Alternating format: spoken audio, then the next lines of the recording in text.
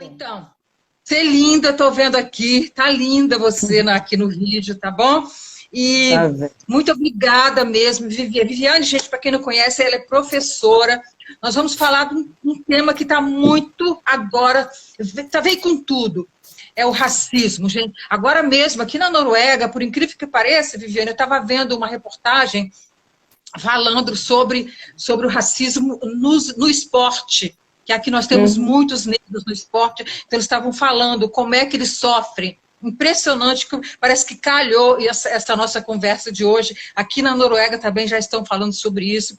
Parece que esse negócio do George, né, que aconteceu lá nos Estados Unidos, foi uma coisa que está abrindo um pouco a cabeça das pessoas, né? Então, a Viviane, Sim. gente, ela é professora e ela tá tentando, né, Viviane, implantar nas escolas uma coisa que chama antirracismo.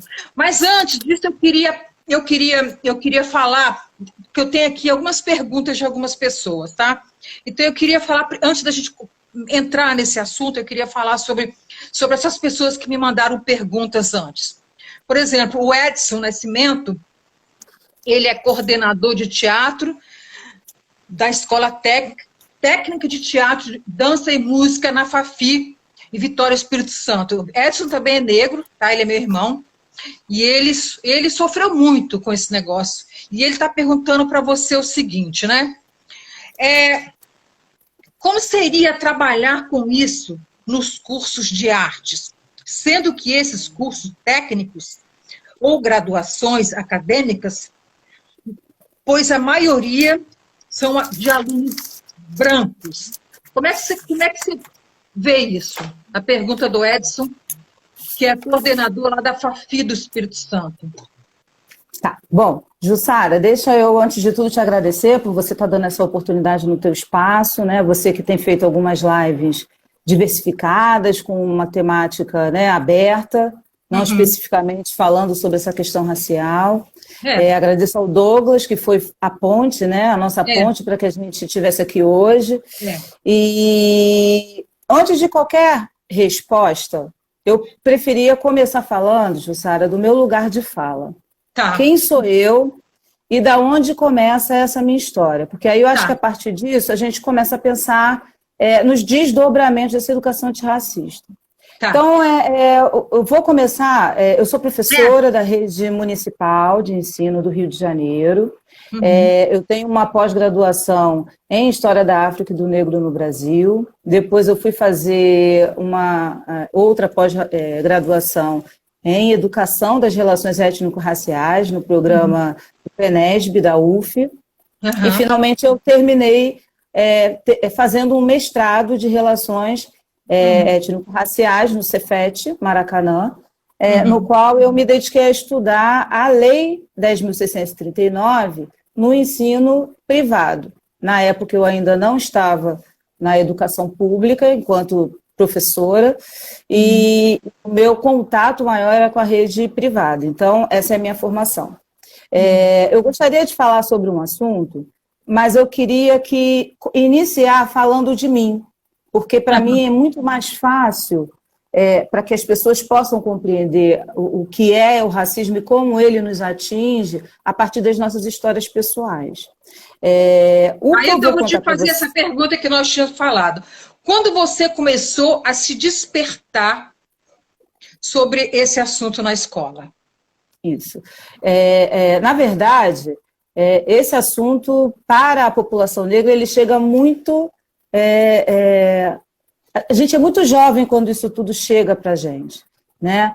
Então, eu precisei virar adulta, ser mãe, para que eu pudesse compreender os processos que aconteceram comigo no meu passado, na minha infância. O que eu vou falar para você é uma história que muitas pessoas muito próximas de mim não têm conhecimento. E eu estava pensando sobre isso E isso mostra o quanto a gente silencia as questões raciais, porque você está falando desses casos que estão surgindo agora na Noruega, né, com relação aos atletas, a gente está falando do caso dos Estados Unidos, e aí tem uma série de ondas antirracistas nesse momento acontecendo aqui no Brasil. Só que para quem é negro, o racismo ele sempre esteve aqui. Ele não é uma novidade, ele não é um assunto novo. Agora, a gente conseguir dar voz a essas questões que acontecem com a gente diariamente e desde a infância, isso passa a ser uma novidade. E aí, quando eu penso que o que eu vou te contar, talvez a minha mãe não tenha ouvido com o detalhe, eu penso, por que a gente silencia tanto esse tipo de história? Eu já contei essa história em vários lugares, né, em grupos de professores, tentando fazer roda, sensibilizando para a temática, mas eu andei pensando esses dias, antes da gente pensar aqui na live, por que a gente não conversa sobre isso no nosso domingo, no almoço de domingo? A família negra não conversa sobre essas questões.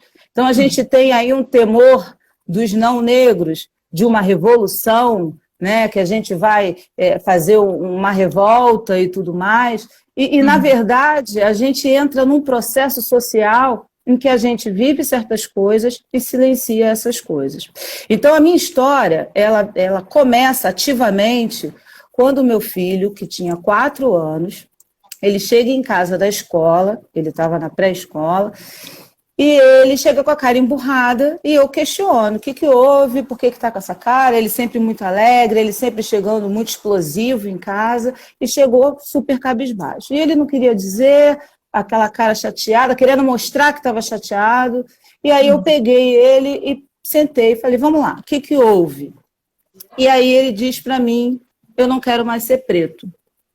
Na hora que meu filho falou isso para mim, eu não pensei que aquilo pudesse ser em decorrência de alguma coisa que ele tivesse vivido. Quantos anos ele tinha? 4 anos. Ai, 4 anos.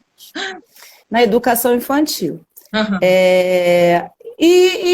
No momento que ele falou aquilo, o meu despertar foi o seguinte, bom, se você não quer ser mais negro, preto, você vai ter que sair dessa casa, né? Porque sua mãe é preta, seu pai é preto, sua avó é preta, então não faz sentido alguém estar nessa família e querer ser branco. E aí ele continuou com a cara emburrada e, na sequência, eu fui insistir. Falei, o que aconteceu? E aí ele vem contar uma história de parquinho de escola, na qual o amiguinho estava brincando de ser super-herói. Então, cada um escolheu o super-herói que queria ser, e ele queria ser o Ben 10, porque na época era o cara que ele mais gostava na TV, né? Ele assistia os desenhos, inclusive vários anos as festas de aniversário dele foi do Ben 10. E o menino disse que não, que ele não podia ser o Ben 10. E aí ele vai tentando buscar outros personagens famosos, né, de super-heróis, e ele diz não. E ao final ele pergunta, então eu posso ser o quê? Porque ele já tinha esgotado os super-heróis conhecidos, né? E o rapaz, o menino, né, que tinha a idade dele, não era um rapaz, disse que ele poderia ser o Super Cocô, porque o Super Cocô tinha a cor dele. E aí, eu estava pensando também essa semana que essa história, ela foi silenciada por ele, por um lado, porque ele não foi fazer queixa desse tipo de situação que aconteceu na escola, mas ele chega em casa muito esperto, porque hoje já analiso ele como um cara muito esperto, ele chega em casa e ele, ao invés de vir fazer uma queixa, ele quer resolver um problema, ele quer tirar essa cor que não lhe traz vantagem nenhuma na sociedade. A essa altura, uma criança de 4 anos, ele já tinha entendido que não tinha super-herói negro, que todos os brinquedos, os elementos infantis que estão ao redor dele não o representam.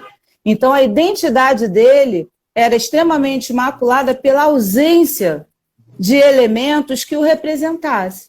É verdade. Então, quando ele falou aquilo para mim, aquilo me doeu profundamente, porque quando eu começo a me pensar enquanto sujeito, que também sofri racismo na infância, e também silenciei, tem muitas questões, muitas histórias, muitas palavras que eu ouvi que a minha mãe não imagina, e que me formou enquanto uma adolescente rebelde, explosiva. Então, eu tinha várias questões, eu fui crescendo com várias questões, mas que a gente nunca associou à possibilidade de ter sido ocasionado pela violência do racismo.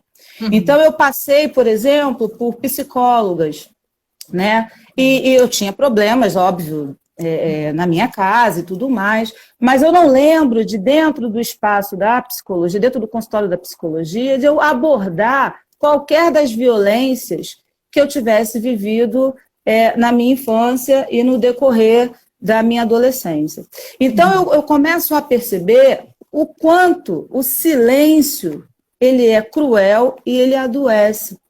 Porque quando meu filho traz aquela história, eu penso em mim e digo assim, meu Deus, mas isso não acabou? Será que minha geração familiar vai continuar passando por esse tipo de violência? E aí eu começo a procurar informação. E aí eu estou te dizendo isso porque a gente não conversa sobre isso dentro de casa, pelo menos não conversava. Eu estou te contando uma história de 10 anos atrás. Então eu começo a problematizar junto com o meu filho, a perceber que ele estava com a autoestima abalada e a tentar resgatar isso de alguma forma a partir do que eu podia fazer em casa, né? Então, àquela altura eu já era pedagoga e eu não tinha nenhuma informação com relação à lei, que é de 2003. Quer dizer, meu filho nasceu em 2005, quando ele nasce, ele já nasce na vigência da lei. Né? Eu fiz um curso inteiro de graduação em pedagogia e eu nunca tinha ouvido falar nessa lei 10.639, que é uma legislação que torna obrigatório o ensino da história da África e da cultura afro-brasileira. E isso faz parte de políticas de ações afirmativas. Né? A gente fala muito das políticas de ações afirmativas como as cotas, mas é um conjunto de políticas públicas que vão viabilizar, reparar, reconhecer e valorizar a população negra que desde o 14 de maio de 1888 ficou largada à própria sorte. Então, Jussara, quando eu estou te contando essa história, quando eu fiz a entrevista para o Globo, a menina perguntou para mim assim, a partir de que idade você acha que a gente já tem que falar de racismo com a criança? A partir de 7 anos, e eu falei para ela, olha, não existe uma idade para você falar de racismo, porque ele, já muito cedo, ele já faz parte da nossa vida.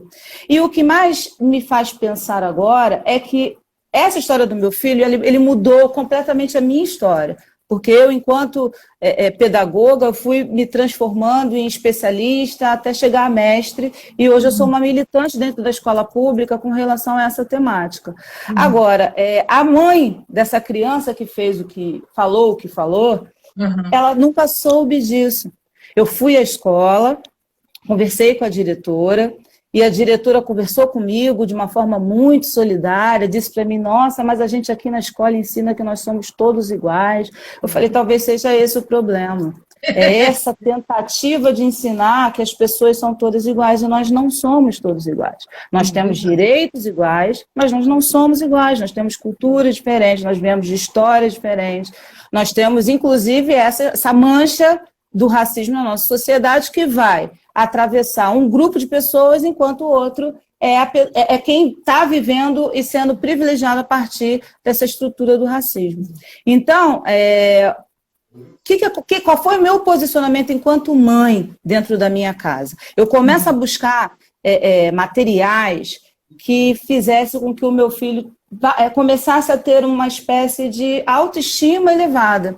Né? Então, eu vou achar o Super Choque, que é um super-herói, digamos, de segunda classe, no sentido de que você não está o tempo inteiro vendo ele no filme, né? Você não tem desenho animado que esteja na Rede Globo passando, né? Você não tem materiais.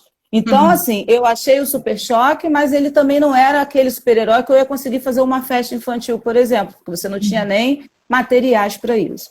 Então, eu, por mim, começo a buscar elementos que pudessem ajudar nessa elevação da autoestima. E, como educadora, eu também começo a observar alguns movimentos que ele vai me apresentando para me mostrar que aquilo já tinha sido, de alguma forma, magoado. a questão identitária dele. Então, quando eu via os desenhos que ele fazia na escola, da família, ele não pintava. Ele cobria de canetinha, e a gente era verde, a gente era azul, vermelho, de qualquer cor, mas ele não pintava. E aí teve um dia que eu pedi para que ele pintasse. Falei, que se pintar. E aí ele pegou esse lápis para se pintar, que é o lápis conhecido como lápis cor de pele. Cor de pele. E aí eu perguntei para ele, esse lápis é a cor da sua pele? E aí coloquei, né, para ele comparar. Aí ele, não, mas a tia disse que é esse o lápis cor de pele. E ele pintava com toda a fúria, porque eu estava meio que obrigando ele a pintar. E aí eu fui na escola. Quando eu cheguei na escola, conversei com a professora muito gente boa, sem nenhuma má intenção, e ela, depois de eu contextualizar a questão, ela disse para mim que ela nunca tinha pensado nisso. Né? Então, a gente tem crianças que chegam na escola, desde pequenas, e ela é apresentada a um universo que não lhe representa. Né? Então, desde o lápis cor de pele, que é um exemplo bobo, mas que somos nós, né? A gente está se representando. Eu estou falando aqui de um lápis cor de pele, mas isso também vai estar aparente quando a gente não escolhe a criança para fazer um personagem principal numa peça, né, teatral que a gente monte na escola. A criança negra, ela não é a protagonista, porque a gente sempre tem um perfil de criança, que é o que a gente acha que é bela, e é, na verdade, o que os padrões estabelecem, né? Então, quando a gente pensa nas princesas, as princesas são louras, são brancas, elas têm o cabelo liso. Então, essa é a nossa representação de beleza, e esse é o perfil que eu vi as chega na princesas escola. africanas, né? Que tem muitas princesas lindas, né? Exato, mas isso não é uma coisa que povoa o espaço da escola. Né? Então, os murais. Então, depois que eu passei isso com meu filho, eu passei a ter um olhar antirracista. Então, esse meu olhar antirracista, ele passa por essa experiência que eu vivo dentro da minha casa e eu levo para o meu ambiente de trabalho. E eu queria falar de mais duas coisas que foram eventos da identidade do meu filho. Ele se olhou para a espátula do ventilador de teto, e a época era marrom, né? E o ferrinho era preto. E ele diz assim para mim, mãe, qual é a cor daquela espátula? Eu achei estranho, eu falei, aquilo é marrom. Aí ele falou, então eu não sou preto, eu sou marrom, porque eu sou daquela cor, eu não sou daquela outra. Então eu comecei a ver que ele já estava afetado e que me cabia buscar elementos para poder valorizar a sua identidade racial. Então, eu fui passando por coisas dentro da minha casa e que foram fazendo com que o meu olhar se tornasse antirracista. E, por último, ele raspava o cabelo, eu tinha, à época, o meu cabelo alisado, e ele vê uma foto do filho do Ronaldinho, Ronald, que tinha o cabelo cacheado, filho do Ronaldo com a Milena. E ele diz assim, mãe, eu quero deixar meu cabelo crescer, eu quero que meu cabelo fique igual ao do Ronaldinho. E eu fiquei apavorada com aquilo, porque eu falei, meu Deus, mas o seu cabelo não vai ficar igual ao do filho do Ronaldinho. O seu cabelo não é assim. E aí eu fiquei chocada com ele acreditar que o cabelo dele seria daquele jeito. E aí eu olho para mim no espelho. Eu, mulher negra, de cabelo alisado. Nem eu sabia como era o meu cabelo. Então isso foi um momento de uma mudança estrutural enquanto sujeito, né? Eu mudo a minha forma de viver. Você eu deixo de alisar o meu cabelo. Você mudou dentro de casa o seu... Sim. Sim. Eu comecei a mudança internamente. Gente, eu não vou ficar, vou falar com as pessoas. Tem muita gente escrevendo aqui, fazendo perguntas, mas não dá para eu parar ela, tá? Senão fica meio que confuso, tá, meus amores? Desculpa aí. No final a gente vê se dá para responder alguma coisa. Sim. Então, eu imagino. E, Jussara, então eu entendi que essa mudança racial, essa questão racial, ela precisava perpassar pelo meu corpo. Né? Então é a hora que eu mudo, eu começo a deixar o meu cabelo crespo e eu começo a, de verdade, procurar materiais, procurar teorias que me ajudassem a bancar uma educação antirracista. Então eu queria só mostrar, porque eu imagino que das pessoas que me conhecem, devem haver alguns professores queria falar desse livro aqui, que é da Eliane Cavaleiros, que eu sempre posto, mas esse livro aqui, ele me abriu os olhos para a gente pensar no silêncio escolar. O nome desse livro é Do Silêncio, do Lar ao Silêncio Escolar, Racismo, Preconceito e Discriminação na Educação Infantil. Então, a Eliane Cavaleiros, ela vai fazer uma pesquisa dentro de uma escola de educação infantil e ela vai perceber o quanto o silêncio e o quanto as invisibilidades, o quanto essas alicerçam o racismo na nossa sociedade. E aí, saltando para o que você me perguntou, quando a gente está falando de silêncio e invisibilidade, a gente está respondendo a pergunta que você fez sobre o curso de arte. Eu acho que... Porque meu irmão é negro, né? E ele fala que a maioria são brancos, né? Ele dá curso lá na Fafi, no Espírito Santo. E ele também, ele era um autodidata, né? Ele teve que fazer 2 faculdades para poder se impor, fez pedagogia, fez música, para poder se impor, para chegar, para ver se ele conseguia chegar junto com tudo isso aí, com essas... Então, Jussara, para a gente fazer uma mudança efetiva, eu tenho que sair desse pensamento de fazer a comemoração no 20 de novembro, no final do ano, né, que é o Dia da Consciência Negra. Porque há algumas escolas que acreditam que trabalhar a questão racial, atender o que uma lei federal que modificou a LDB, né, que é a Lei de Diretrizes e Bases da Educação, eles acreditam que um evento como esse, ele já está atendendo ao que a legislação nos coloca. E isso não é verdade, porque ele precisa começar por esse olhar no nosso currículo. Eu diria ainda que naquele espaço da educação infantil, quando eu entro antes das crianças e eu vou organizar um mural, eu já tenho que começar a ter esse olhar da educação étnico-racial com base no tripé que eu acho muito importante, é o que eu sempre usei, que é pensar nessa legislação como valorização, reconhecimento e reparação. Reparação de um silêncio e de uma invisibilidade que a sociedade, até os dias de hoje, nos viabiliza. Então, pensar no currículo de artes a partir de uma abordagem antirracista é ele, a todo momento que ele pensar no conteúdo, ele pensar se ele está atendendo a esse tripé. É ele pensar se ele está conseguindo colocar as expressões dos artistas negros. Porque na minha prática, o que eu trabalho na minha sala de aula, hoje eu sou professora do ensino fundamental, e o que eu trabalho, eu complemento o material que já vem pronto. Então, eu tenho uma apostila, eu tenho um livro didático, eu faço uma análise do meu livro didático, e quando eu percebo que ele não atende, eu trago materiais complementares. É fácil? Não é. Dá trabalho? Dá trabalho. Mas eu preciso ter um olhar antirracista para poder atender a um currículo de um ano inteiro. Eu não posso me contentar em mini projetos.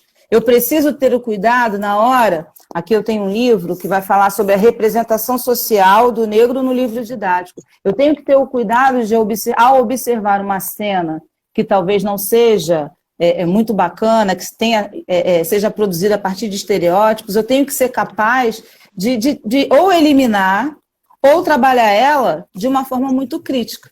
Né? Então, eu preciso conseguir entender como o racismo se manifesta no nosso dia a dia, que é através de uma série de elementos, mas ele também é através da ausência, é através do não estar, né? Então, é importante que as pessoas fiquem atentas para que elas consigam, de fato, atender ao tripé. E aí, ainda falando sobre o que ele me perguntou, existe um Plano Nacional de Implementação das Diretrizes Curriculares. Esse é um documento que você consegue pela internet, está em PDF público. Esse aqui é de 2009, depois ele foi atualizado, e a ideia desse plano é estabelecer, dentro de todos os níveis de ensino, desde a educação infantil até o ensino superior, como as instituições, como as unidades podem fazer para implementar a Lei 10.639. Então, assim, hoje a gente tem muita coisa. Há um tempo atrás, a gente tinha menos. Mas quando eu comecei, eu já encontrei uma série de materiais prontos que me ajudaram muito, muito mesmo antes de eu estar na academia estudando efetivamente sobre isso. Então, aqui também tem um outro livro, olha, que vai falar sobre superando o racismo na escola. Então, aqui tem vários artigos que ele vai falar de várias questões dentro da escola em que esse racismo ele está manifestado. Então, assim, se tiver boa vontade, se quiser fazer uma leitura, se quiser entender o que são as relações raciais brasileiras e o racismo, em consequência, se tiver a fim de entrar para uma luta antirracista, hoje em dia o que mais a gente tem é material. Então não tem desculpa, tá? Então é uma questão mesmo de querer. Respondendo à pergunta do Edson, né, você está falando que mesmo os alunos, sendo a maioria brancos, ele tem que também impor esse tipo de... Jussara, a educação antirracista, ela não é para o negro. Ela também é para o negro. Sim, ela é principalmente para o não negro, porque é isso que eu estou colocando aqui para você. Entendi perfeitamente. Por isso que eu estou fazendo, que eu estou jogando para você. Entendi perfeitamente. Não, sim. A gente precisa estar atento, porque às vezes também as pessoas confundem acreditando que essa educação antirracista ela tem que estar na escola pública, porque ele é o ambiente onde a gente sabe que a população negra vai estar em maior quantidade. Mas, na verdade, quando a gente está no ensino privado, em que a maioria é branca, né, por uma questão estrutural, social e racial, talvez seja mais emergente ainda a gente está falando sobre racismo. E eu vou te dar um exemplo que aconteceu essa semana. O meu filho está tendo aula online, ele sempre estudou em escola privada, e ele disse que um dos seus professores tocou no assunto, falou sobre o racismo, sobre o evento que aconteceu nos Estados Unidos, e querendo saber o que as pessoas achavam sobre o tema. E ele disse que um aluno louro, dos olhos claros, de uma situação financeira boa, ele disse que ele sofre racismo desde pequeno, porque ele é uma pessoa muito branca, né? E, enfim, as pessoas nem sabem o que é racismo, né? Então a gente precisa primeiro estabelecer compreensões do que é o racismo enquanto sistema, do que é o racismo enquanto instituição, para que depois a gente comece a fazer um debate mais sincero, principalmente com os jovens, né? Porque eu estou aqui falando de uma seara da infância, né? Quando eu estou falando da infância, eu estou dizendo que eu primeiro tenho que fazer um trato nessa questão do silêncio, nessa invisibilidade, né? Agora, quando eu estou com crianças que já estão podendo discutir, que já têm uma compreensão do entorno, a gente tem que levar o papo a sério, a gente tem que começar a mostrar para eles como é que a sociedade é engendrada. Então, acho que é muito importante a gente já ter essa conversa sincera desde muito cedo. Você vê o que aconteceu com essa menina, né? Você está sabendo dessa história, né? Dessa garota que estuda num colégio caríssimo, anglo-americano, né? E foi chamada de... Ela conseguiu ver, uma amiga mandou para ela os absurdos, né, que os garotos estavam fazendo com essa garota, né? Ela agora está... O que não é um estranhamento, porque isso é muito comum, Jussara. E você sabe isso é muito comum. Você sabe que ainda bem que aconteceu isso, os garotos que fizeram, 3, 4 garotos que fizeram isso com ela, já foram mandados embora da escola, e ela saiu da escola. Eu fiquei sabendo dessa história, sabe por quê? Eu tenho uma amiga minha que o filho dela estuda nessa escola. Então, o filho dela também mostrou para a mãe e queria sair da escola. Esse menino ele é dislexo. Eu falei, teu filho deve estar sofrendo também nessa escola. Se ele quer sair, com certeza alguma coisa está acontecendo, porque ele tem dislexia, ele deve estar sofrendo bullying lá dentro. Você vê direito isso, porque ele está querendo... Não é só por isso, não.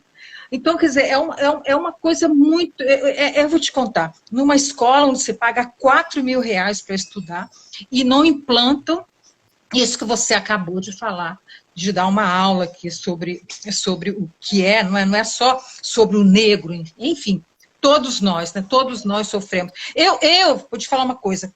Eu fiz uma peça, eu vi que você publicou lá no Instagram, você é fã do Grande Otelo.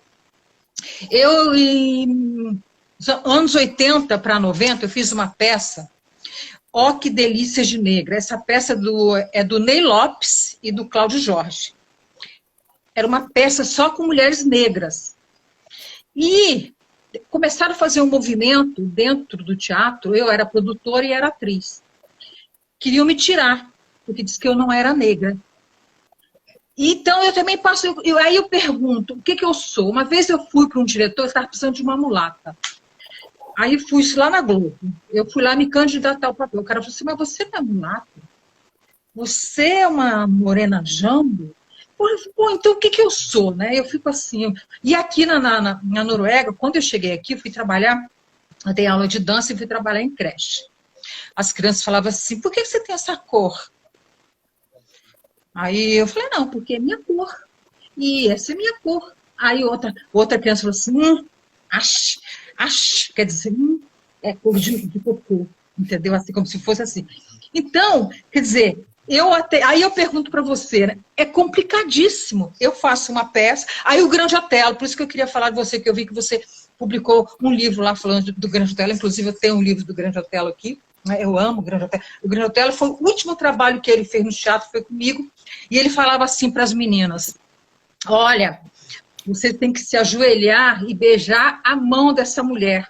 Há 40 anos, nós não fazemos uma peça com atores negros, e ela teve a coragem de levantar essa bandeira. Então, esse cara, ele falava coisas assim, incrível.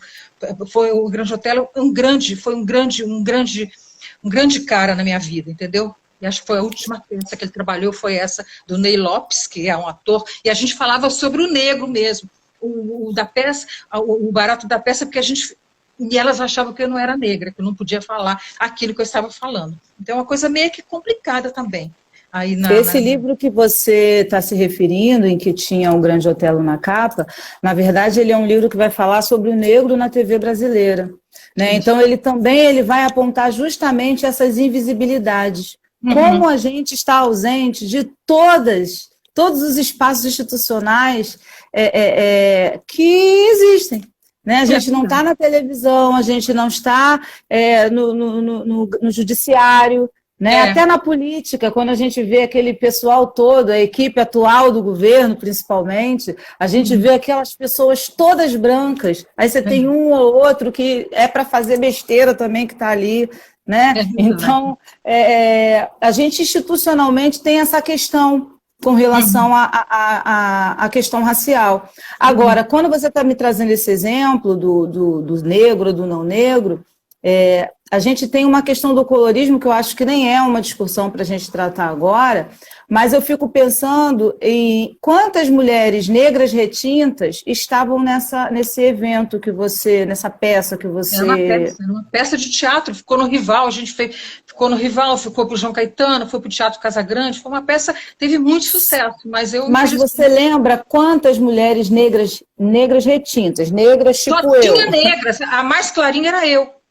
Todas negras. Era a Sônia Santos, lembra dela? A Sônia Santos era a cantora, que era um musical, né? Era um teatro de revista musical. Só tinha a Rita que está morando agora que está morando aqui em Londres, a Rita era só tinha negras, só tinha mulheres negras. O Dagoberto Arruda, lembra? Você conheceu o Dagoberto Arruda?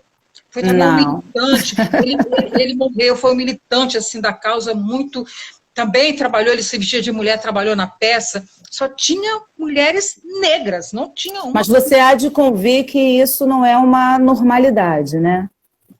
A gente sabe que isso é um evento... Hoje em dia a gente tem muito mais, mas talvez nessa época que você está trazendo, isso era um evento único. Isso não era um evento em que a gente tinha vários outros...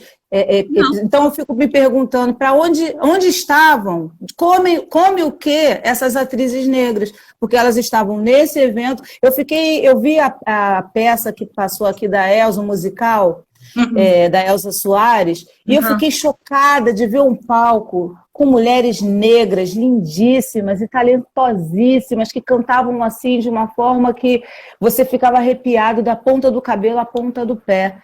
E a primeira coisa que eu me perguntei aonde estão essas mulheres? Porque talento, não tinha dúvida que elas tinham. Mas aonde elas estão no cotidiano? Elas ganham o quê para viver? Nós fizemos um teste, o que apareceu de talento, porque era um musical, todos tinham que cantar. O que apareceu mas era impressionante. Era assim, lá atrás, a coxia era um horror. Foi ali que eu comecei a ficar com meus cabelos brancos. Mas quando abria a cortina, eu tenho vontade de trazer essa peça de novo, mas eu não sei se hoje a gente poderia falar, porque a gente falava do negro. A gente fazia... que era um horror na coxia? Agora fiquei curiosa. Era muita briga, muita discussão, entendeu? Muita coisa que acontecia, porque a Sônia Santos, ela trazia uma coisa muito pesada para o elenco, entendeu? Botava o elenco contra mim. Então, mas quando abria as portas, meu amor, as mulheres, vou te contar, eram demais. É assim de você ficar, puta, onde é que estavam essas mulheres lindas e talentosas? Tem muito, meu amor, tem muito. Se você bota aí, faz uma peça só com atores negros e bota, vamos fazer aqui um teste. Muitas mulheres lindas e maravilhosas por aí.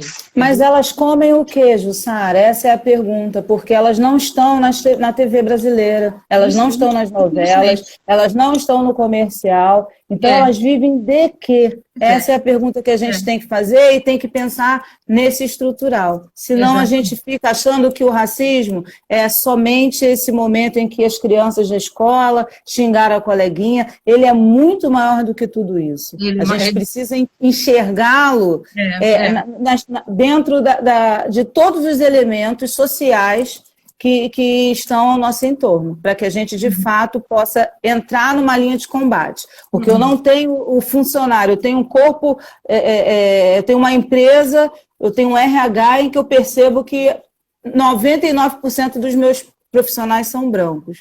Tem alguma coisa de errada. Não é possível. É verdade. Não é possível que não tenha nenhum talento, pensando numa sociedade que mais de 50% dela ela é não branca, né? Como que numa empresa a gente vai ter 90% de pessoas não negras? Tem uma conta que não bate, né? Então a gente precisa cuidar desse estrutural, e o antirracismo, para além do que eu estou trazendo no campo da educação, ele precisa estar em todos os campos institucionais da nossa sociedade. Que aula, Vivi, estão falando aqui. Nana, que aula que você está dando, é verdade. Sim, continua, Viviane.